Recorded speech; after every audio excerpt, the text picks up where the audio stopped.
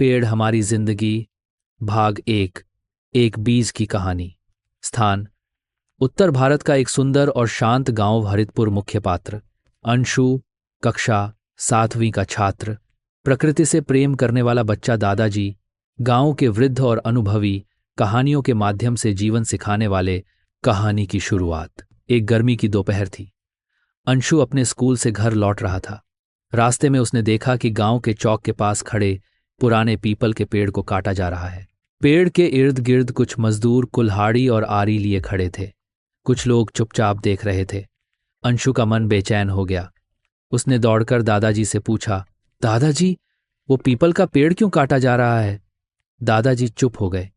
कुछ देर तक उन्होंने आसमान की ओर देखा, फिर बोले, बेटा, पेड़ अगर नहीं होंगे तो इंसान भी नहीं बचेगा। अंशु चौंका। ऐसा कैसे दादाजी? पेड़ से तो सिर्फ छांव मिलती है। क्या वे हमारी जिंदगी का इतना बड़ा हिस्सा हैं? दादाजी की कहानी, एक बीज की यात्रा। दादाजी बोले, चलो, आज मैं तुम्हें एक बीज की कहानी सुनाता हूं। एक बीज की यात्रा। बहुत साल पहले एक खेत के किनारे एक नीम का बीज गिरा। किसी ने उसे मिट्टी में नहीं बोया, किसी ने पानी नहीं डाला, लेकिन एक दिन बारिश हुई। मिट्टी गीली हो गई, सूरज की किरणें आईं, बीज फूटा, एक नन्हा अंकुर निकला। उसे कई मुश्किलों का सामना करना पड़ा। जानवरों ने उसे खाने की कोशिश की, सूखा पड़ा, पर वह डटा रहा। धीरे धीरे वह एक मजबूत वृक्ष बन गया। उस वृक्ष ने क्या किया? राहगीरों को छांव दी, पक्षियों को घोंसले बनाने का स्थान दिया, गांव वालों को पत्ते, लकड़ी और फल दिए। गर्मी में गांव को ठंडक दी, हवा को शुद्ध किया। दादाजी बोले, अंशु, ये सिर्फ एक बीज था, लेकिन उसने सैकड़ों जीवन को सहारा दिया। अब सोचो, अगर ऐसे लाखों पेड़ हों तो पूरी धरती कितनी सुंदर और सुरक्षित हो जाएगी। अंशु की सोच में बदलाव। अंशु को उस बीज की कहानी ने सोचने पर मजबूर कर दिया। उसने पहली बार पेड़ों को सिर्फ पेड़ नहीं, जीवन देने वाले साथी की तरह देखा। उस रात अंशु ने अपने कमरे की खिड़की से बाहर देखा। बगल में एक आम का पेड़ था। उस पर एक गौरैया बैठी थी। हल्की हवा चल रही थी। अंशु ने पहली बार वह पेड़ महसूस किया। पेड़ हवा, पानी और जीवनदाता। स्थान: हरितपुर गांव का सरकारी स्कूल। पात्र: अंशु, पेड़ों के प्रति अब और भी जिज्ञासु शर्मा सर, विज्ञान शिक्षक, प्रकृति प्रेमी और बच्चों के प्रिय गुरुजी। कक्षा में प्रवेश। अगले दिन अंशु विज्ञान की कक्षा में पहुंचा। उसका मन अभी भी दादाजी की कहानी में ही डूबा हुआ था। जब शर्मा सर कक्षा में आए, अंशु ने तुरंत हाथ खड़ा किया और पूछा, सर, क्या पेड़ वाकई हमारी जिंदगी को बचाते हैं? वो कैसे? शर्मा सर मुस्कराए, बोले, बहुत अच्छा सवाल अंशु। चलो आज पेड़ों की शक्ति के बारे में बात करते हैं। 1. ऑक्सीजन सांसों का आधार। शर्मा सर ने ब्लैकबोर्ड पर लिखा, प्रकाश संश्लेषण, फोटोसिंथेसिस। उन्होंने समझाया, पेड़ दिन के समय सूरज की रोशनी से पत्तियों द्वारा कार्बन डाइऑक्साइड और पानी को मिलाकर ऑक्सीजन बनाते हैं। यही वह ऑक्सीजन है जिससे हम जीते हैं। तथ्य: एक बड़ा पेड़ प्रतिदिन 20 लोगों को सांस लेने लायक ऑक्सीजन देता है। कार्बन डाइऑक्साइड को सोखकर वातावरण को संतुलित रखते हैं। अंशु सोचने लगा, अगर पेड़ न हो तो सांसें भी नहीं होंगी। 2. जल चक्र में भागीदारी। शर्मा सर बच्चों को स्कूल के पीछे ले गए, जहां एक पुराना बरगद का पेड़ था। उन्होंने पेड़ की जड़ों की ओर इशारा करते हुए कहा, इन जड़ों की वजह से बारिश का पानी जमीन में समा जाता है। यह भूजल, ग्राउंड वाटर बनता है। पेड़ों का योगदान: पेड़ वाष्पोत्सर्जन, ट्रांसपिरेशन के जरिए हवा में नमी भेजते हैं, जिससे बारिश होती है, जलस्तर बनाए रखते हैं और सूखा रोकते हैं। 3. मिट्टी का संरक्षक। शर्मा सर ने कुछ मिट्टी उठाकर बताया, अगर पेड़ न हो तो ये मिट्टी बारिश में बह जाएगी। पेड़ की जड़ें इसे बांध कर रखती हैं। प्रभाव: भूमि कटाव से बचाव, बाढ़ रोकने में मदद, खेतों की उपजाऊ मिट्टी सुरक्षित रहती है। 4. प्रदूषण से रक्षा। अब बात आई शहरों की, जहां पेड़ कटते जा रहे हैं। शर्मा सर ने कहा, पेड़ न सिर्फ ऑक्सीजन देते हैं, बल्कि हवा में मौजूद धूल, धुआं और जहरीली गैसों को भी सोख लेते हैं। शुद्धिकरण: सल्फर डाइऑक्साइड, नाइट्रोजन डाइऑक्साइड जैसी गैसों को कम करते हैं। शोर, प्रदूषण को भी रोकते हैं। जैव विविधता का घर। पेड़ों पर रहने वाले पक्षियों, कीड़ों, गिलहरियों और मधुमक्खियों के बिना जीवन अधूरा है। एक पेड़ एक पूरे जीव जगत की कॉलोनी बनाता है। उदाहरण, आम के पेड़ पर 100 से ज्यादा पक्षियों की प्रजातियां देखी गई हैं। मधुमक्खियां पराग लेती हैं और फसलों में परागण करती हैं। अंशु की समझ और सवाल। अंशु ने कहा, सर मतलब अगर पेड़ नहीं होंगे तो ना सांसें बचेंगी, ना पानी, ना जानवर और ना खेत। शर्मा सर ने गहरी आवाज में उत्तर दिया, बिल्कुल अंशु, पेड़ कटना मतलब जिंदगी कटना है। पेड़ों की गोद में जीवन के साथी।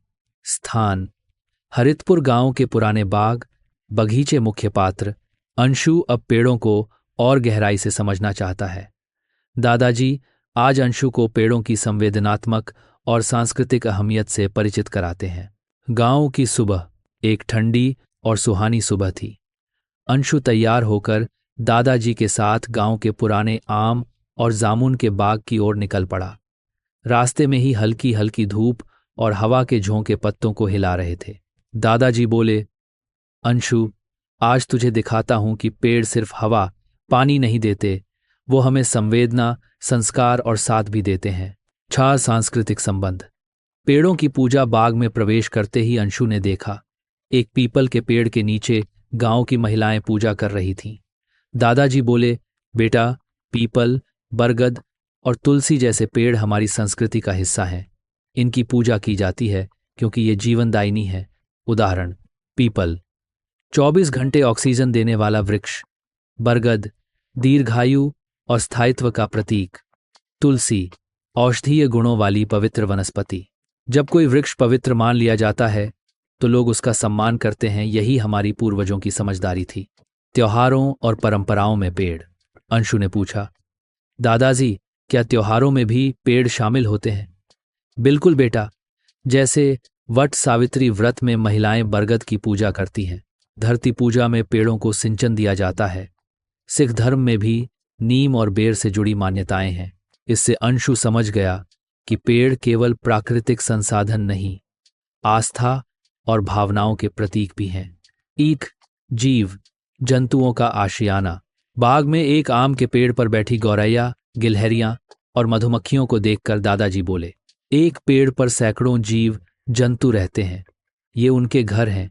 जब हम पेड़ काटते हैं तो हम उन्हें बेघर करते हैं। जीवन चक्र। मधुमक्खियां फूलों से शहद लाती हैं। चिड़ियां बीज फैलाती हैं। कीड़े मकोड़े मिट्टी को उपजाऊ बनाते हैं। पेड़ों के बिना यह पूरा तंत्र टूट जाएगा। हाँ, समाज और मानव जीवन में पेड़। बाग में बच्चों का समूह खेल रहा था। कुछ महिलाएं पेड़ की छांव में बैठकर बातें कर रही थीं। दादाजी ने कहा, पेड़ हमारे सामाजिक जीवन का हिस्सा हैं। ग्रीष्मकाल में छांव, शादियां, भजन, मेलों के आयोजन, बच्चों का झूला, बुजुर्गों का विश्राम, वृक्ष और स्मृति। कई घरों के आंगन में ऐसा पेड़ होता है जिसे लोग दादी का पेड़, बाबूजी की अमरूद वाली डाल कहकर याद रखते हैं। पेड़ हमारी यादों और भावनाओं से जुड़े होते हैं। रोजगार और उपयोगिता। अंशु ने पूछा, क्या पेड़ हमें रोजगार भी देते हैं? हाँ बेटा, पेड़ बहुतों की आजीविका का स्रोत है। उदाहरण, फल वाले पेड़ किसानों की आमदनी का स्रोत। लकड़ी, फर्नीचर, निर्माण, पत्ते और फूल, पूजा, सजावट, दवाइयाँ। बांस, हस्तशिल्प, घर निर्माण। गांवों में हजारों लोग पेड़ों पर निर्भर हैं, प्रत्यक्ष और अप्रत्यक्ष रूप से। अंशु की भावनाएं। अब अंशु का मन बहुत भावुक हो गया था। उसने महसूस किया कि पेड़ सिर्फ प्रकृति का हिस्सा नहीं है, वे मेरे अपने हैं, मेरे परिवार जैसे। उसने आम के पेड़ से लिपटकर कहा, तुम हमारे साथ रहो, हमें भी तुम्हारे साथ रहना है। जब पेड़ कटते हैं, विनाश की शुरुआत। स्थान, हरितपुर गांव के पास का नया निर्माण क्षेत्र। मुख्य पात्र, अंशु अब पेड़ों का महत्व समझ चुका है। सरपंच जी गांव के मुखिया। विकास और पर्यावरण के बीच फंसे हुए ठेकेदार। निर्माण कार्य के जिम्मेदार, पेड़ों को अवरोध मानने वाले।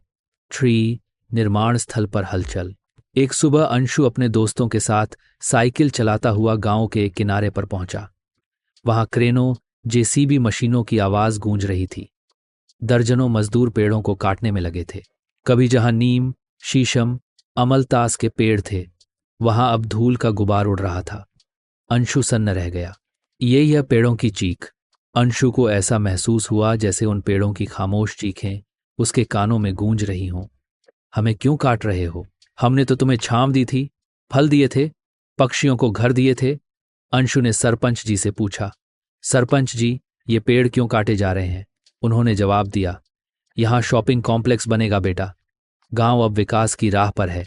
पेड़ कटने के नुकसान: एक, ग्लोबल वार्मिंग और गर्मी में बढ़ोतरी। पेड़ न रहने से गर्मी बढ़ गई थी।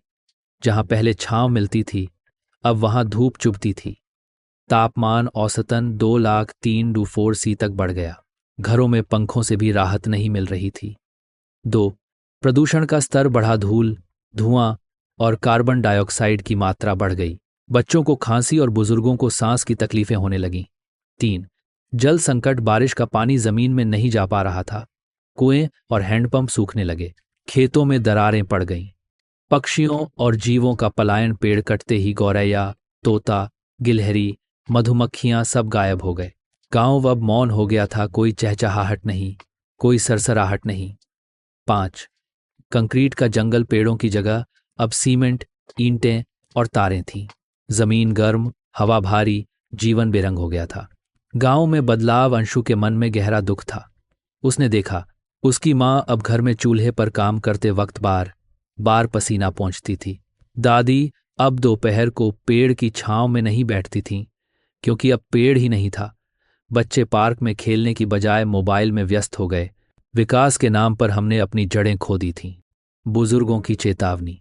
गांव के बुजुर्ग एक पेड़ के ठूंठ के पास बैठे थे। उन्होंने अंशु से कहा, बेटा, पेड़ तो गए, अब देखो पानी, हवा, मौसम सब बिगड़ चुका है। अगर यही चलता रहा तो हमारी आने वाली पीढ़ियां हमें माफ नहीं करेंगी। नई शुरुआत। पेड़ लगाओ, जीवन बचाओ। स्थान: हरितपुर गांव का स्कूल, बगीचा और खाली मैदान मुख्य पात्र। अंशु अब एक प्रेरक नेता।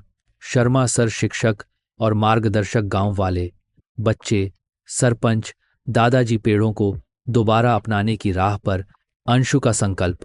पेड़ कटने के दुखद प्रभावों ने अंशु को भीतर तक झकझोर दिया था। उसने एक निश्चय किया, अब बस, अब हम पेड़ काटने नहीं, पेड़ लगाने की बात करेंगे। उसने अपने शिक्षक शर्मा सर से बात की और एक हरियाली अभियान शुरू करने का प्रस्ताव रखा।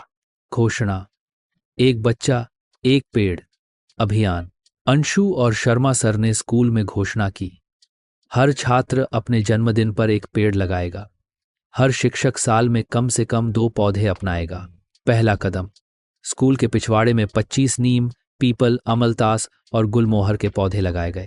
हर पौधे के साथ बच्चे का नाम और तारीख लगाई गई, ताकि बच्चे उसे अपना साथी माने। बानिस्सीमास। गांव का साथ। अंशु ने गांव के सरपंच और अन्य बुजुर्गों से बातचीत की। सरपंच ने कहा, बेटा, तुम सही कह रहे हो, हमने गलती की, अब हम भी पेड़ों को वापस लाने में साथ देंगे। गांव में हुई पहले। पंचायत ने निर्माण क्षेत्र के पास 200 पौधे लगाने का आदेश दिया। हर खेत की मेड़ पर एक पेड़ लगाने का निर्णय। विवाह, जन्मदिन, सेवानिवृत्ति जैसे हर मौके पर एक पेड़ लगाना अनिवार्य किया गया। शिक्षा में बदलाव। शर्मा सर ने पर्यावरण शिक्षा को मजेदार बनाया। बच्चों ने पोस्टर बनाए, पेड़ लगाओ धरती बचाओ। नुक्कड़ नाटक किया गया, अगर पेड़ न होते तो। विज्ञान मेले में जैव विविधता और वृक्ष पर मॉडल प्रस्तुत किए गए। अंशु अब सिर्फ एक छात्र नहीं, हरित नेता बन चुका था। बदलता हुआ गांव। 3 महीने बाद पौधे धीरे धीरे बढ़ने लगे थे। गांव में पक्षियों की चहचहाहट लौटने लगी थी। दोबारा छांव मिलने लगी थी। बुजुर्ग फिर से बाहर बैठने लगे। बच्चों ने झूले लगाकर नए पेड़ों को मित्र मान लिया था। गांव का नारा बन गया, पेड़ हैं तो जीवन है, पेड़ हैं तो पानी है, पेड़ हैं तो मुस्कान है। दादाजी का संदेश। एक शाम दादाजी ने अंशु को गले लगाया और बोले, बेटा, तेरा काम छोटा नहीं, तूने पूरी पीढ़ी को बचाने की शुरुआत की है। आज से तुझे मैं हरित योद्धा कहूंगा। अंतिम शिक्षा, फाइनल मॉरल।